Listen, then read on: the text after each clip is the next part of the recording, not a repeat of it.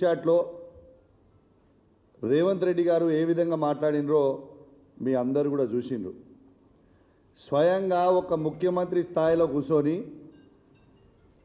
Phone tapping చేయడం అనేది చాలా కామన్, అధికారులు ఫోన్ ట్యాపింగ్ చేస్తారు అని చెప్తా ఉన్నాడు.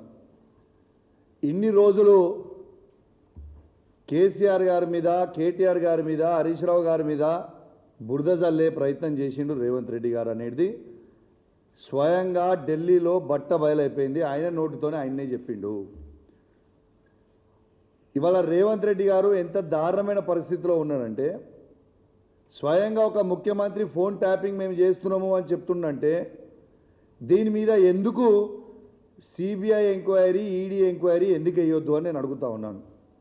ఇవాళ నేను బీజేపీ వాళ్ళందరినీ కూడా ప్రశ్నిస్తూ ఉన్నాను. ఖచ్చితంగా బీజేపీ వాళ్ళు కూడా ఖచ్చితంగా ఇవాళ నిన్న రేవంత్ రెడ్డి గారు అన్న దాని మీద ఫోన్ ట్యాపింగ్ ఇష్యూలో ఖచ్చితంగా మీరు CBI case, ED case Revanth Reddy గారి మీద వేయాలి. దీని మీద ఖచ్చితంగా ఎంక్వైరీ చేయాలి. ఎందుకు చేయరు అని మేము అడుగుతూ ఉన్నాం. ఇవాళ ఒకటే ఆలోచన చేయండి. ఇలా రేవంత్ రెడ్డి గారు ఎంత దౌర్భాగ్యంగా ప్రవర్తిస్తూ ఉన్నాడంటే, ఫోన్ ట్యాపింగ్ చేస్తూ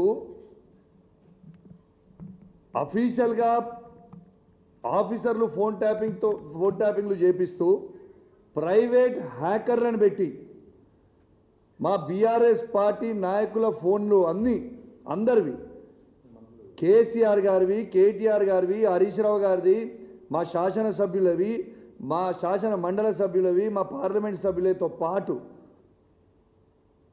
కాంగ్రెస్ పార్టీ మంత్రులవి, కాంగ్రెస్ పార్టీ శాసనసభ్యులవి, కాంగ్రెస్ పార్టీ ఎమ్మెల్సీలవి కూడా ఇలా బీజేపీ పార్టీ సంబంధించిన 2 మంత్రులు, కిషన్ రెడ్డి గారిది, బండి సంజయ్ గారిది, మరియు ఉన్న బీజేపీ పార్టీ ఎంపీలవి అందరివి కూడా ఇవాళ రేవంత్ రెడ్డి గారు ట్యాపింగ్ చేస్తున్నారని స్వయంగా ఆయననే ఒప్పుకున్నాడు నిన్న చిట్ చాట్లో. మరి దీని మీద కేసు ఎందుకు కావద్దు? ఖచ్చితంగా దీని మీద కేసు కావాలని నేను డిమాండ్ చేస్తూ ఉన్నాను. ఇవాళ ఎన్ని రోజులు అబద్ధాలు ఆడతావా? అసలు రోజు ఒక డ్రామా. ఇవాళ అసలు నువ్వు ఇప్పుడు దాదాపు ఈ నవంబర్ వస్తే 2 years అవుతుంది. అసలు కొత్త ప్రాజెక్ట్ కానీ, కొత్త స్కీములు కానీ ఒక్కటన్నా నువ్వు చెప్పినవి ఇంప్లిమెంట్ చేసినావా? ఎంతసేపు ఒక డ్రామా చేయడం తప్పితే ఖచ్చితంగా రేవంత్ రెడ్డి గారి మీద ఎట్టు పరిస్థితిలో ఈడీ, సిబిఐ కేసు ఈ ఫోన్ ట్యాపింగ్ ఇష్యూలో పెట్టాలి.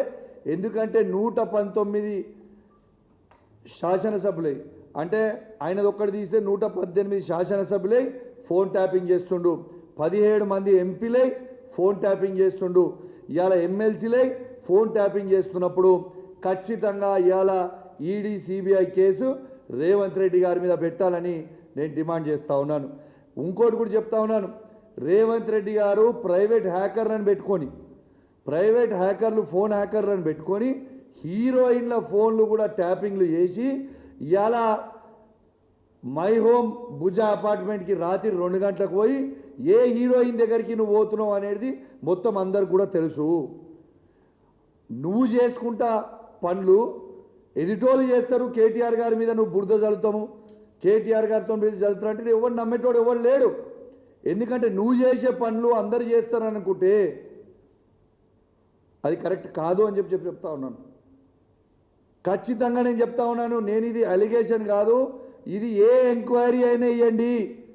ప్రైవేట్ హ్యాకర్లతోని రేవంత్ రెడ్డి గారు హీరోయిన్ల ఫోన్లు ట్యాప్ చేయిస్తూ ఉన్నాడు. ఆ హీరోయిన్లని బ్లాక్మెయిల్ చేస్తూ ఉన్నారు. ఆఖరికి మొన్న మిస్ వరల్డ్ వచ్చిన వాళ్ళే కూడా ఫోన్లు ప్రైవేట్ హ్యాకర్లతోని దాన్ని ట్యాపింగ్ చేయించిండు. ట్యాపింగ్ చేయించి ఎంత అసభ్యంగా ప్రవర్తించిర్రో, వాళ్ళని బ్లాక్మెయిల్ చేసే ప్రయత్నం చేసిర్రో మీరు అందరు కూడా చూసిర్రు. ఇవన్నీ కూడా వాస్తవాలు నేను చెప్పేది, ఏది కూడా అబద్ధాలు చెప్తారండి. ఇలా మిస్ వరల్డ్ వచ్చిన వాళ్ళందరివి కూడా హ్యాకింగ్ చేసినావు, హీరోయిన్ల ఫోన్లు హ్యాకింగ్ చేస్తున్నావు. ఆఖరికి ఒక హీరోయిన్ ఫోన్ హ్యాకింగ్ చేసి ఆ హీరోయిన్ని ట్రాప్లో పడేసి బ్లాక్మెయిల్ చేసి మై హోమ్ పూజాకి రాత్రి 2 గంటలకి పోయి యా హీరోయిన్తో ఏం చేసినావు నీకే తెలియాలి, ఇక మాకైతే తెలియదు. కానీ మాకు సంస్కారం ఉన్నది కాబట్టి ఆ హీరోయిన్ పేరు బయట పెడతలేం. కానీ మేము బయట పెట్టదలుచుకుంటే నువ్వు తిరిగిన 16 మందితోని 16 మందితోని నేను బయట పెడతా. ఏదో ఒక రోజు నువ్వు ఇదే విధంగా చేస్తూ ఉంటే నువ్వు తిరిగిన 16 మంది నువ్వు చేసింది ప్రతి నాకు తెలుసు. నేను కూడా కాంగ్రెస్ పార్టీ నుంచే వచ్చిన. నువ్వు ఏమేం చేసినావు, ఎక్కడెక్కడ చేసినావు, జూబ్లీస్ లేయడం అనుకున్నావు, దుబాయ్ లేయడం అనుకున్నావు, ఢిల్లీ లేయడం అనుకున్నావు, అన్నీ తెలుసు మాకు కూడా. నువ్వు చక్కగా రాజకీయం ముఖ్యమంత్రి లెక్క బిహేవ్ చేసి చక్కగా రాజకీయం చేస్తే చక్కగా మేము కూడా చేస్తాం. నీ నోటికి వచ్చినట్టు పర్సనల్ విషయాలు పర్సనల్గా ఉన్నా లేకున్నా ఉండదు. మేము కేటీఆర్ గారి మీద బురద ఊస్తాం, మేము కేటీఆర్ గారి మీద బద్నాం చేస్తామంటే ఈడు ఊకునేటోడు ఎవడు లేడు.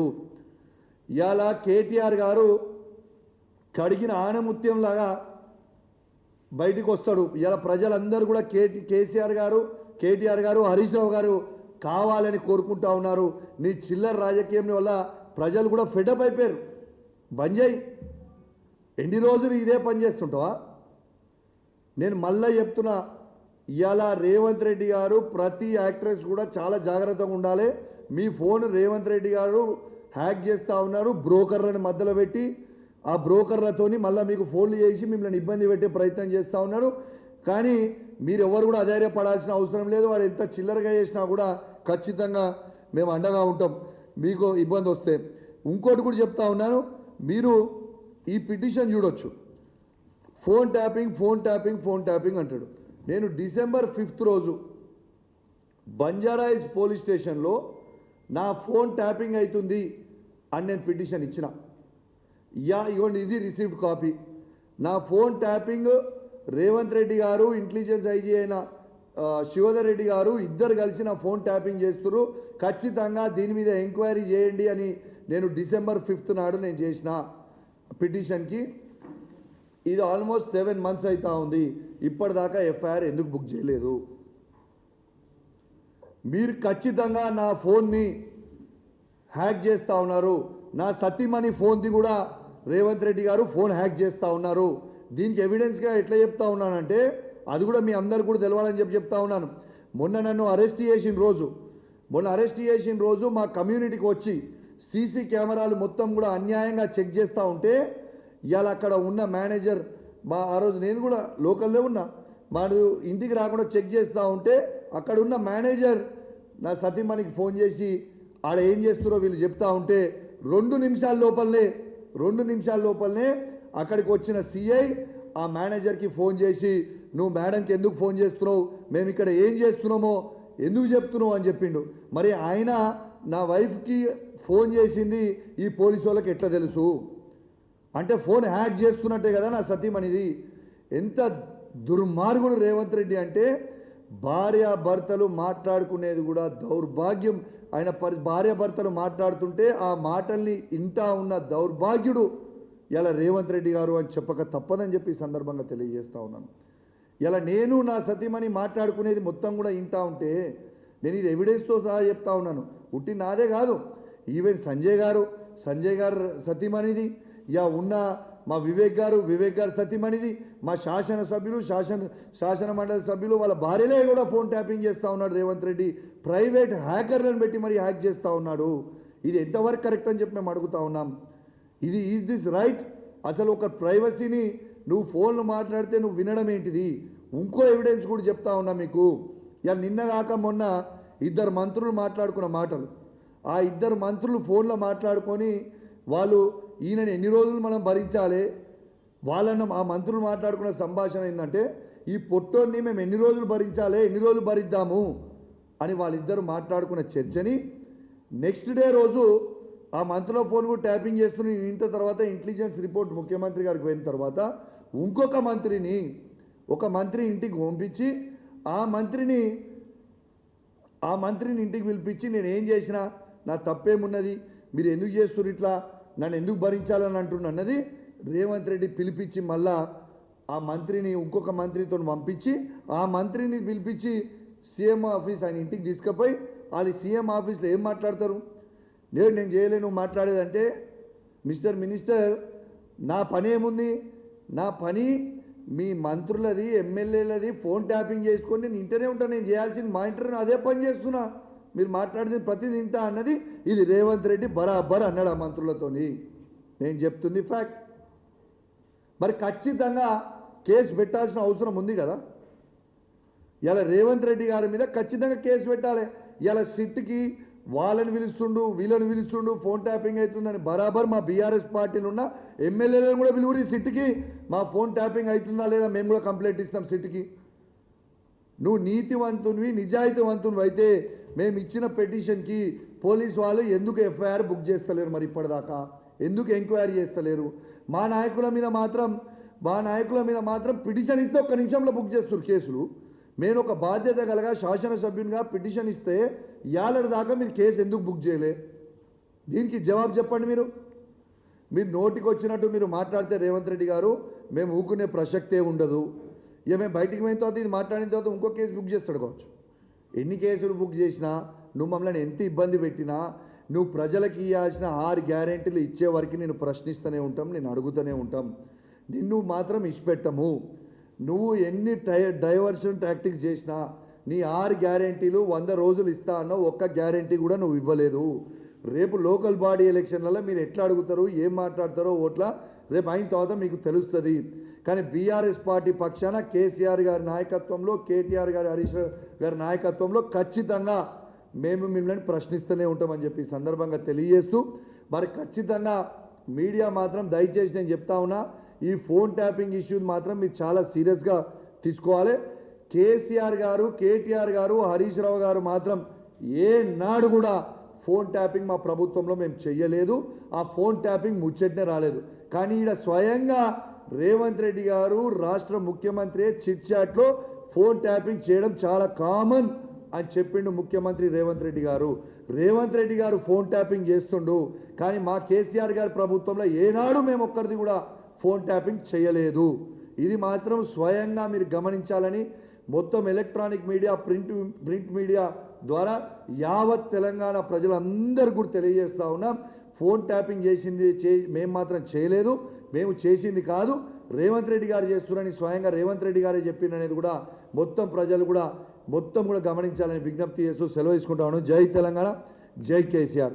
సంజయ్ గారు మాట్లాడుతారు.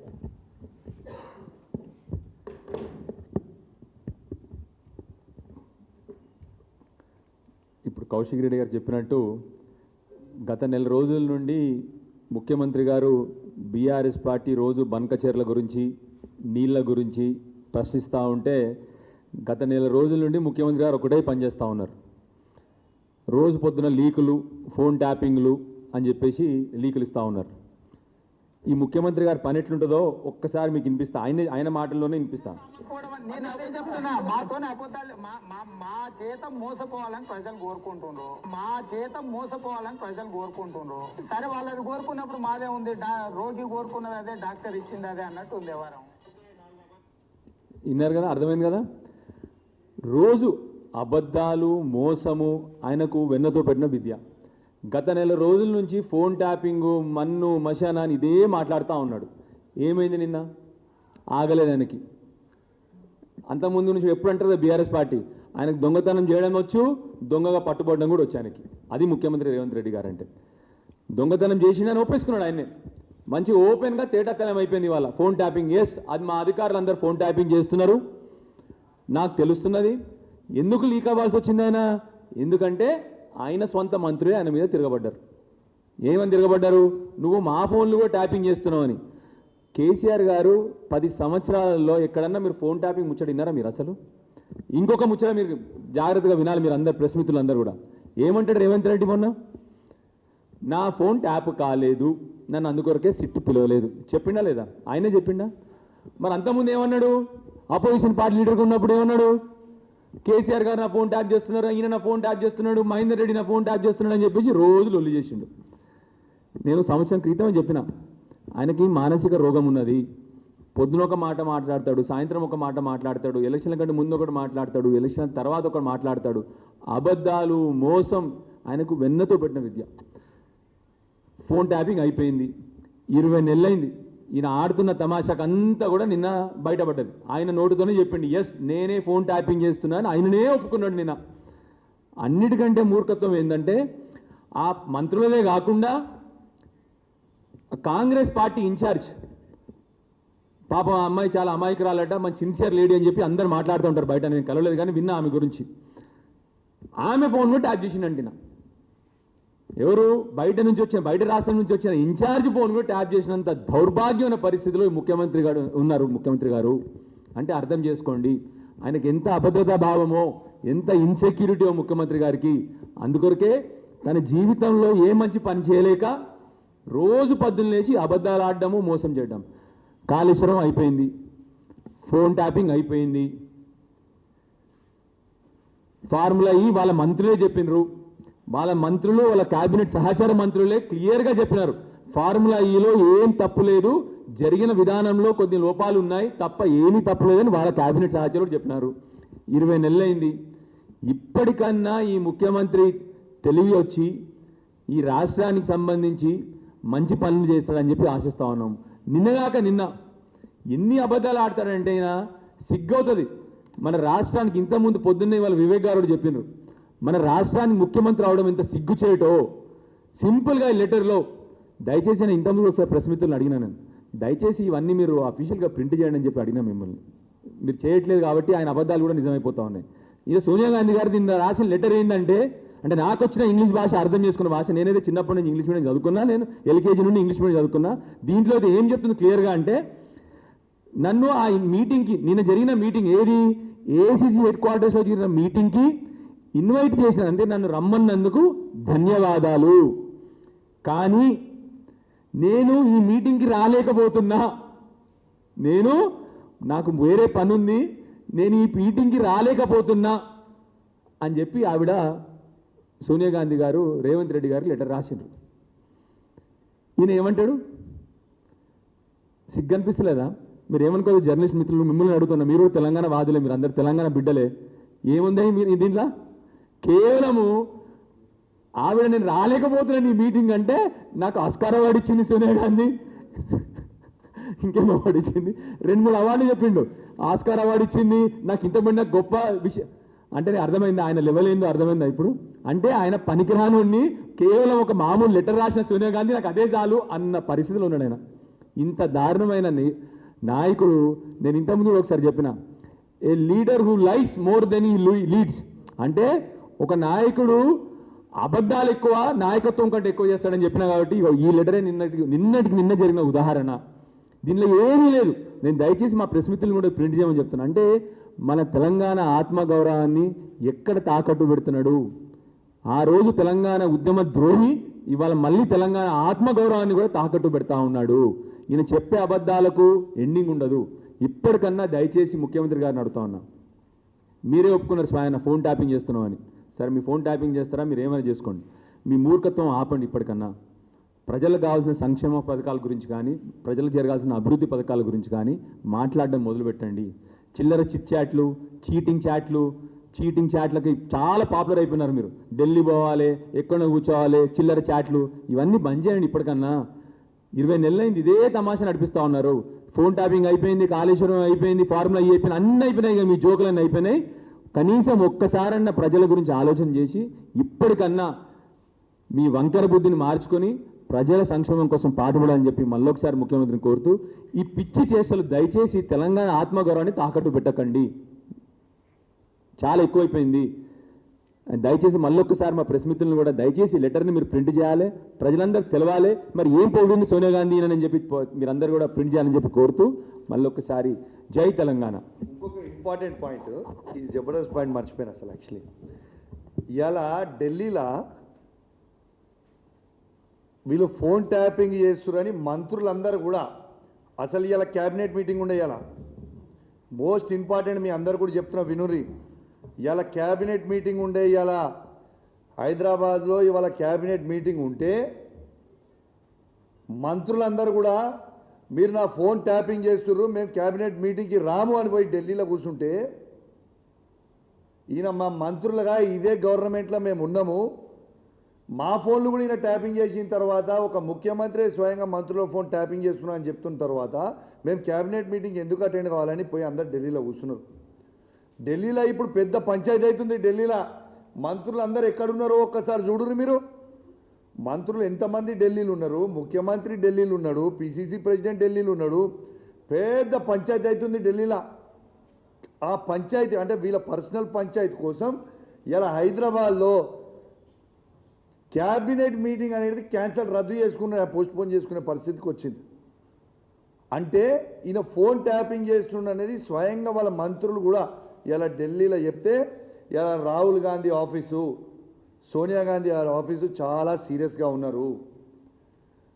అంటే వీళ్ళు కొట్టుకున్న వరకే సరిపోతుంది, ప్రజలకి ఏం చేస్తామనేది ఉండదు. వీళ్ళకి క్యాబినెట్ మీటింగ్లో పెట్టి మేము మహిళలకి 2,500 రూపాయలు ఇస్తామన్నాం, ఆ 2,500 ఇస్తాం, లేకుంటే 2,000 పెన్షన్ని 4,000 ఇస్తాం, లేకుంటే 4,000 వికలాంగుల పెన్షన్లకు 6,000 ఇస్తాం, లేకుంటే ఇప్పుడు నా నియోజకవర్గంలో 40,000 మందికి ఇండ్లు ఇస్తామన్నాం, 40,000 మందికి ఇండ్లు ఇస్తాం.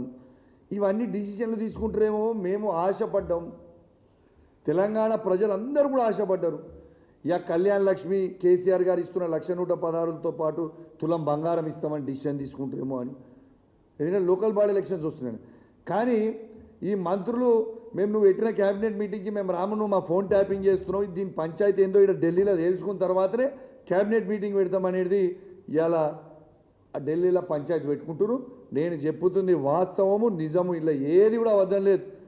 పక్కా నేను అదే స్కూల్ కదా, నాకు కూడా కాంగ్రెస్ పార్టీలో ఉన్న వాళ్ళు కొంచెం మందికి ఢిల్లీలో నాకు టచ్ ఉన్న వాళ్ళు ఉంటారు కదా, నాకు కూడా చెప్పిర్రు. వాళ్ళు చెప్పింది ఏంది, అసలు నేను ఇలా క్యాబినెట్ మీటింగ్ ఎందుకురా బై అసలు ఇలా పోస్ట్ పోన్ అయిందంటే నిన్న నైటే చెప్పారు వాళ్ళు నాకు, రేపు క్యాబినెట్ మీటింగ్ ఉండదు, ఎవరు మంత్రులు వస్తలేరు, కంపల్సరీ పోస్ట్ పోన్ అవుతుంది క్యాబినెట్ మీటింగ్ అనేది నాకు నైట్ రాండ్ సమాచారం పెట్టారు. ఎందుకు భయ అంటే ఎందుకు అని నేను అడిగితే ఈయన మంత్రుల ఫోన్లు, ఎమ్మెల్యేల ఫోన్లు, PCC president phone, in charge general secretary Meenakshi Natarajan phone tapping చేస్తుండు. ఇది చాలా పెద్ద పంచాయతీ అయిపోయింది. ఇప్పుడు ఇది చాలా సీరియస్గా ఉంది. దీన్ని సోనియా గాంధీకి, రాహుల్ గాంధీకి కంప్లైంట్ ఇచ్చిర్రు.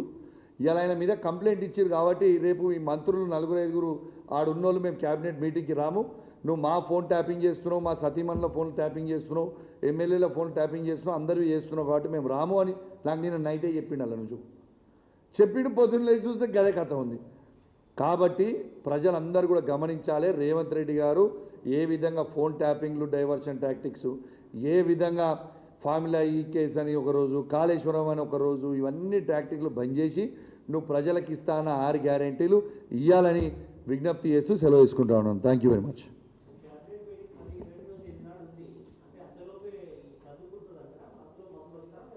అయితే మీకు అదే చెప్తున్నా నేను, అసలు ఇవాళ క్యాబినెట్ మీటింగ్ ఎందుకు క్యాన్సిల్ అయింది? 28 తారీఖున వాళ్ళు మంత్రులు వస్తారా రారా అని నాకేం తెలుసు. మళ్ళీ 28 తారీఖున ఆ పంచాయతీ సెటిల్ కాకపోతే 28 పోయి మళ్ళీ ఫస్ట్ సెకండ్ అవుతుంది కావచ్చు, అని తెలుసు, నాకు తెలియదు కదా. కానీ వాళ్ళ క్యాబినెట్ మీటింగ్ ఇలా పోస్ట్ పోన్ ఎందుకు చేసిర్రు? ఎందుకంటే వాళ్ళ మంత్రులందరూ కూడా వాళ్ళ ఫోన్లు ట్యాపింగ్ చేస్తున్నారు, వాళ్ళ సతీమణి ఫోన్లు ట్యాపింగ్ చేస్తున్నారు అని నిరసనకి మేము ఇలా క్యాబినెట్ మీటింగ్ మేము అటెండ్ కాము అని బల్ల గుద్ది వాళ్ళు ఆడ చెప్పారు. కాబట్టి క్యాబినెట్ మీటింగ్ పెట్టి మంత్రులు రాకపోతే పరువు పోతుందని cabinet meeting post phone to 28 అన్నారు ప్రస్తుతానికి. మరి ఇలా పంచాయతీ వాళ్ళది ఏమైనా సెటిల్ అవుతుందో లేదో చూడాలి, మరి దాన్ని నాకు తెలియదు కదా. Thank you.